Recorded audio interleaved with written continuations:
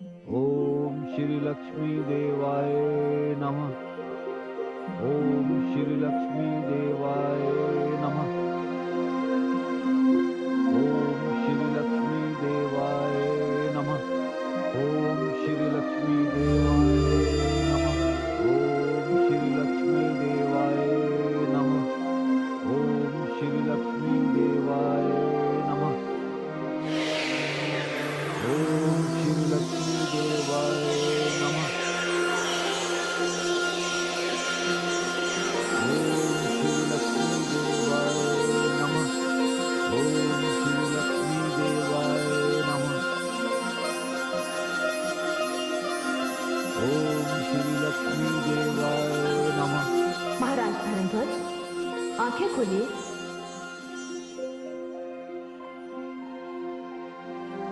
आपकी तपस्या पूरी हुई। हे राजन, मैं ऐश्वर्य तथा वैभव प्रदान करने वाली लक्ष्मी हूं।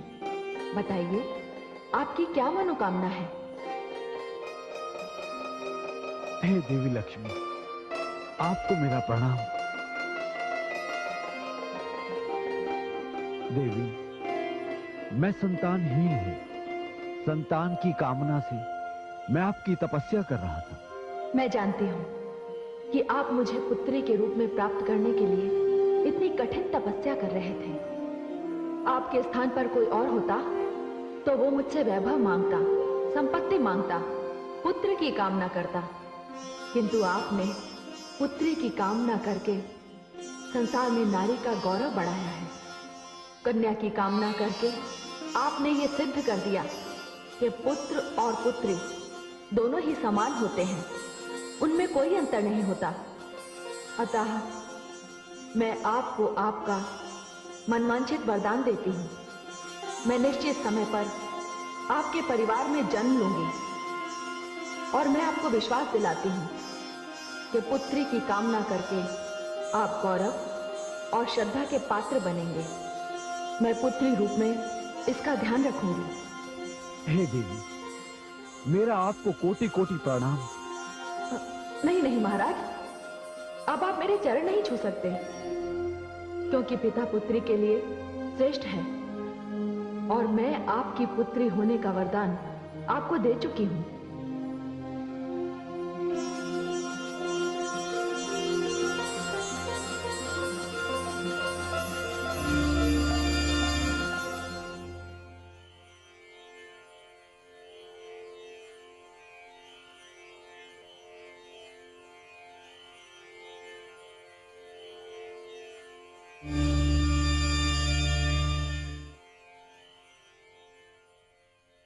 प्रणाम पद्मनाभ।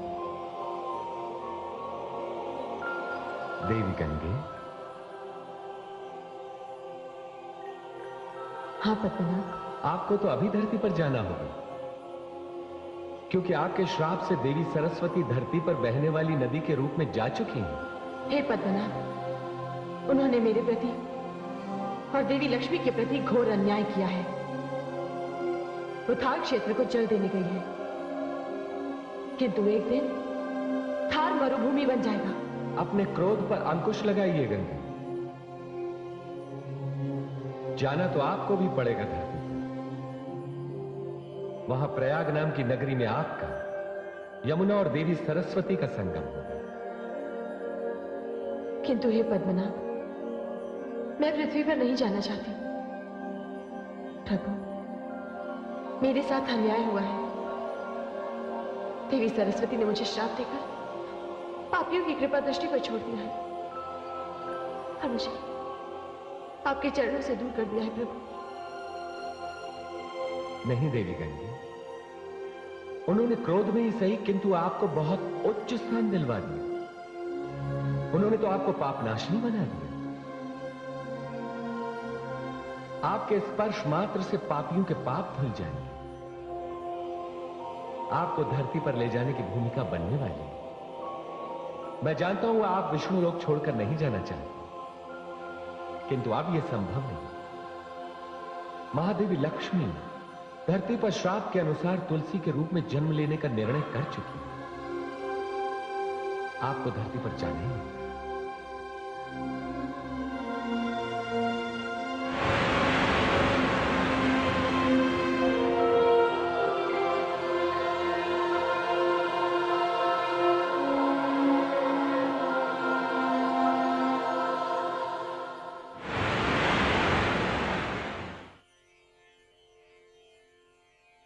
आदि प्रजापति, हे आदि प्रजापति। देवी गंगे आप? हे आदि प्रजापति, आप मुझसे रुष्ट होंगे, किंतु ये जानते हुए भी मैं आपके दर्शन करने आई हूं। देवी गंगे, सत्य तो यह है कि मैं आपसे रुष्ट नहीं हूं। विष्णु लोक में जो कुछ भी हुआ उसका उत्तरदायित्व तो केवल देवी सरस्वती पर ही है, और इसी कारण उन्हें देवलोक छोड़कर मानव लोक जाना पड़ा। किंतु आपने अपने आने का कारण नहीं बताया।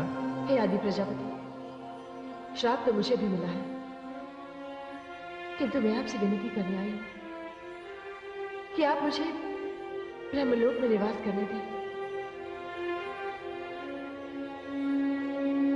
मुझे निराश मत कीजिएगा।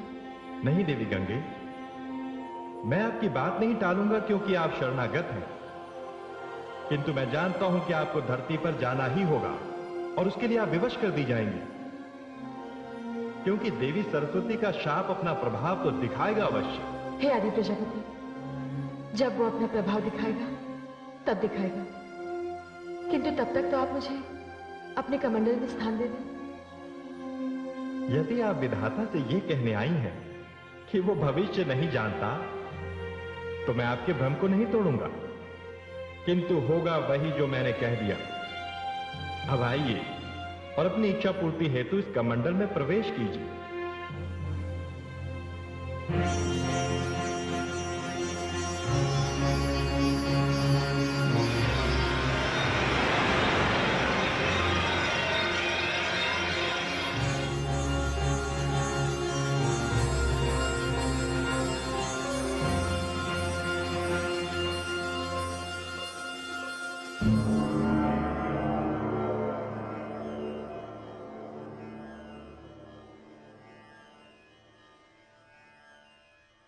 हे कमल लोचन,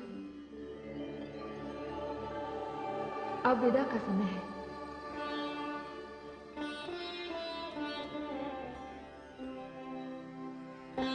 देव, विधाता की यही योजना है कि मेरी और आपकी लीला सदैव चलती है। आप जब भी धरती पर उतरेंगे मुझे भी उतरना ही होगा। इसी प्रकार जब भी मैं अवतार लूंगा मुझे आपका सहयोग भी मिलता रहेगा। आपके बिना मुझे बहुत अकेलेपन की अनुभूति होगी भगवान।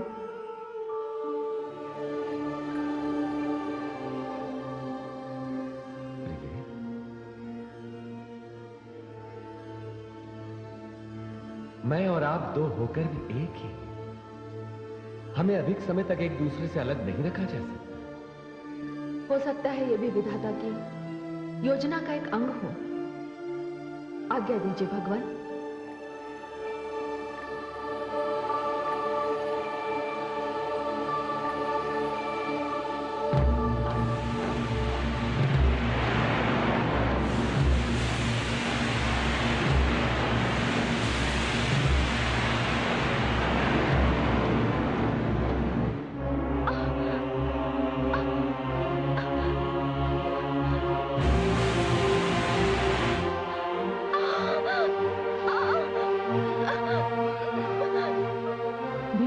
पुत्री, धीरज रखो,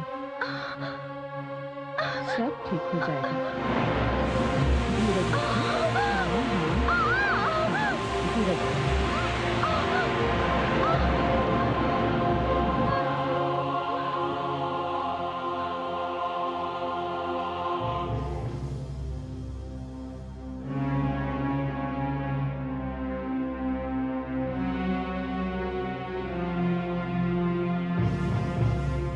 महाराज, आप शांति से बैठ जाइए। आप इतने अधिक विचलित क्यों हैं? संतान के आने की अधीरता तो सबको होती है। महामंत्री जी, मेरे विचलित होने का कारण कुछ और ही है। मैंने वर्षों देवी लक्ष्मी की तपस्या की और उन्होंने मुझे वर दिया कि वो पुत्री रूप में मेरे कुल में जन्म लेंगे, किंतु चिंता का विषय तो यह है कि वो इस बार भी जन्म लेंगी या नहीं। सच पूछिए महामंत्री जी, मैं पुत्र चाहता ही नहीं। महाराज, महाराज, बधाई हो महाराज, बधाई हो। एक कन्या रत्न ने जन्म लिया है। ओ धाई माँ, ये लीजिए। कन्या रत्न ने नहीं, साक्षात देवी लक्ष्मी ने मेरे घर जन्म लिया है। माँ, मैं आपके दर्शन करना चाहता हूँ। माते, मैं आपके दर्शन के लिए आ रहा हूँ। माते, माते, माते, माते, माते, माते, माते। मुझे क्षमा कर दीजिए माते। मैं एक साधारण मानव हूं। मैं इस संदेह में पड़ा हुआ था कि आप मुझे दर्शन देंगी या नहीं। मैं आभारी हूं, मैं आपका आभारी हूं।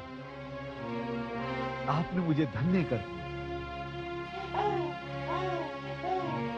महाराज, मैं हार गई और आप जीत गए। मुझे पुत्र होने की संभावना थी, किंतु आपका विश्वास विजयी हुआ।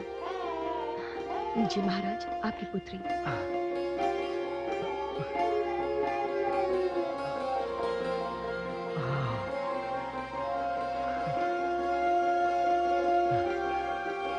संबंधों से तो आप मेरी पुत्री हैं, किंतु भावनाओं से आप मेरी माता हैं। देखो महारानी, देखो, साक्षात लक्ष्मी स्वरूपा है। इनके रूप की कोई तुलना नहीं की जा सकती। पुरोहित जी आकर कोई भी इनका नामकरण करें, किंतु मैं तो इन्हें तुलसी ही कहूंगा। महाराज, इस कन्या का इससे अधिक सुंदर नाम हो ही नहीं सकता। शरणागत दिनार्कस्य परित्राणपरायणः सर्वस्मे गौरी नारायणी नमोस्तुते। इस शुभ अवसर पर पूरे राजमहल में दीप उत्सव किया जाएगा। सारे नगर को सजाया जाएगा। सारी प्रजा को राज के समारोह में आमंत्रित किया जाएगा। हे माता, आपका इस महल में स्वागत है। आपने मुझे धन्य कर दिया। हे देवी परमेश्वरी, देवी लक्ष्मी ने तो धर्मध्वज के घर में जन्म ले लिया।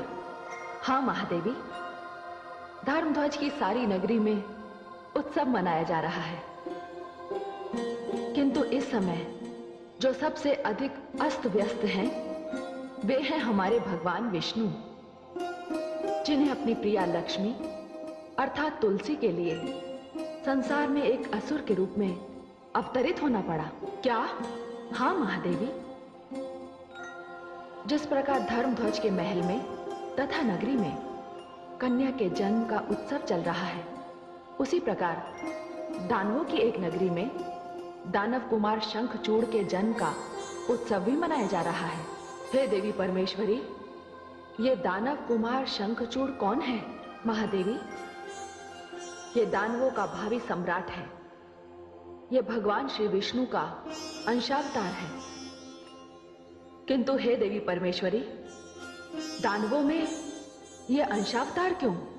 हे महादेवी, इसमें भी कोई ना कोई मानव कल्याण की भावना छुपी होगी, और मानव कल्याण के लिए भगवान श्री विष्णु कोई भी रूप धारण कर सकते हैं। यदि वे वाराह बन सकते हैं, मत्स्य बन सकते हैं, तो दानव क्यों नहीं बन सकते? हे देवी परमेश्वरी, आपके भेद आप ही जाने।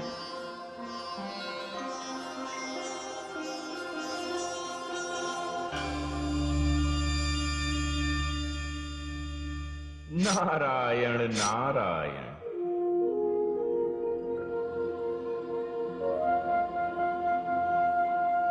नारद का प्रणाम स्वीकार हो प्रभु। आइए देवर्षि, पधारिए। हे प्रभु, आप यहां हैं और आप दानव दंभ के घर जन्म भी ले चुके हैं, किंतु माता कहां है? प्रभु, मुझे तो यहां सब कुछ बड़ा विचित्र सा दिख रहा है। देवर्षि, आपने एक साथ इतने अधिक प्रश्न कर दिए कि मुझे उनका उत्तर एक एक करके देना पड़ेगा। जहां तक महादेवी का प्रश्न है, तो उन्होंने राजा धर्मध्वज के यहां देवी सरस्वती के श्राप के कारण तुलसी के रूप में जन्म लिया। हे प्रभु, माता लक्ष्मी को तो श्राप के कारण दूसरा जन्म लेना पड़ा, किंतु आपने उस दानव पुत्र में अपना अंश क्यों डाल दिया? प्रभु, ये कैसी लीला है? ये कैसा रहस्य है? देवर्षि, गोलोक वृंदावन में सुदामा नाम का एक गोप हुआ है।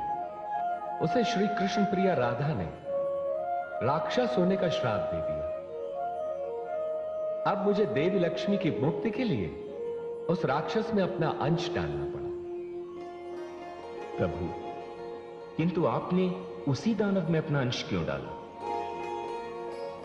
इसलिए देवर्षि कि ब्रह्मा जी ने तुलसी के भाग्य में जो वर लिखा है, वो वर दानव शंखचूड़ होगा।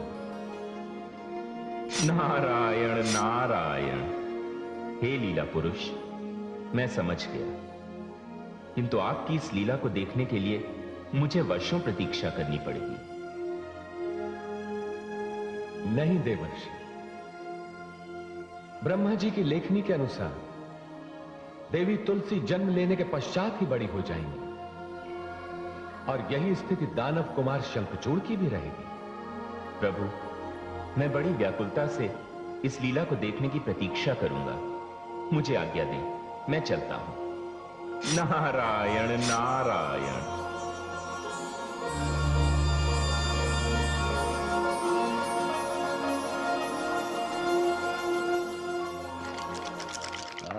ये महाराज, महाराज, महाराज। महारानी, आप चाहे कुशल तो है ना? कुशल ही तो नहीं है महाराज। हमारी पुत्री तुलसी तो सकुशल है ना? महाराज, अब मेरे साथ चलिए और स्वयं देखिए उसे। अब बताइए ना क्या हुआ है।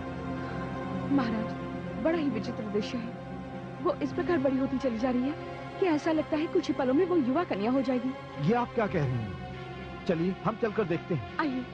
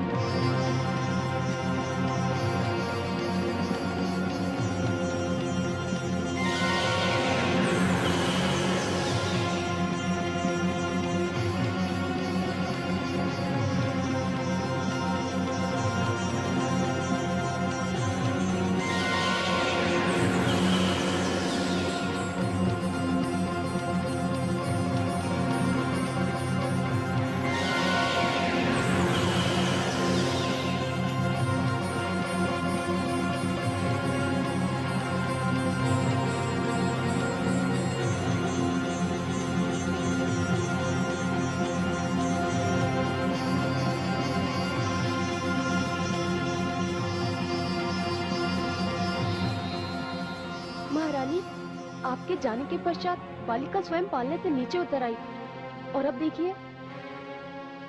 आप रुक जाओ।